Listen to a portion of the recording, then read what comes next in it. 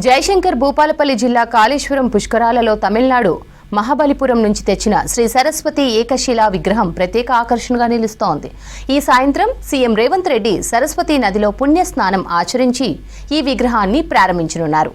ఇదే విషయంపై మరిన్ని డీటెయిల్స్ సాగర్ అందిస్తారు. సరస్వతి పుష్కరాల్లో ప్రత్యేక ఆకర్షణగా నిలుస్తుంది మన వెనకాల ఉన్న సరస్వతి విగ్రహం. ఇది 44 లక్షల రూపాయలతో వెచ్చించి తెలంగాణ రాష్ట్ర ప్రభుత్వం తమిళనాడులోని మహాబలిపురం నుంచి ప్రత్యేకంగా 2 రోజులు రిస్క్ తీసుకొని అత్యంత భద్రంగా తీసుకువచ్చి ఇక్కడ ఏర్పాటు చేశారు. చుట్టూ చూడొచ్చు, మొత్తం ఇది ఒక కమాన్ లాగా మొత్తం ఏర్పాటు చేసి ఇప్పుడు సీఎం రేవంత్ రెడ్డి చేతుల మీదుగా దీన్ని ప్రారంభోత్సవం చేయనున్నారు.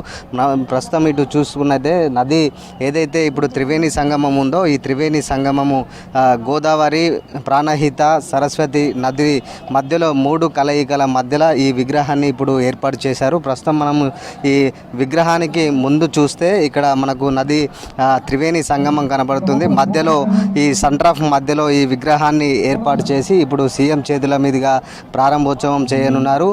ముందుగా త్రివేణి సంగమంలో పుణ్య స్నానం ఆచరించి ప్రత్యేక పూజలు చేసి ఇక్కడ సరస్వతి విగ్రహం దగ్గరికి వచ్చి ఇక్కడ ప్రారంభించిన తర్వాత సాయంత్రం జరిగే సరస్వతి హారతి కార్యక్రమంలో పాల్గొంటారు. ఇప్పుడు ఈ సరస్వతి కార్యక్రమం హారతి కార్యక్రమం జరిగేది ఇప్పుడు మనం చూస్తున్న ఇదే.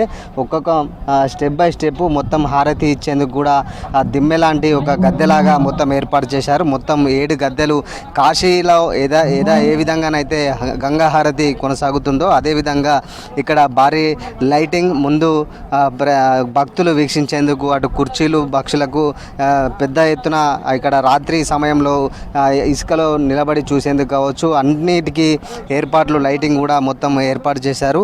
మొత్తంగా ఈ సరస్వతి పుష్కరాలకు మొత్తం కూడా ఇప్పుడు ఈ సరస్వతి విగ్రహం స్పెషల్ ఆఫ్ అట్రాక్షన్గా మనం చూడబోతున్నాము.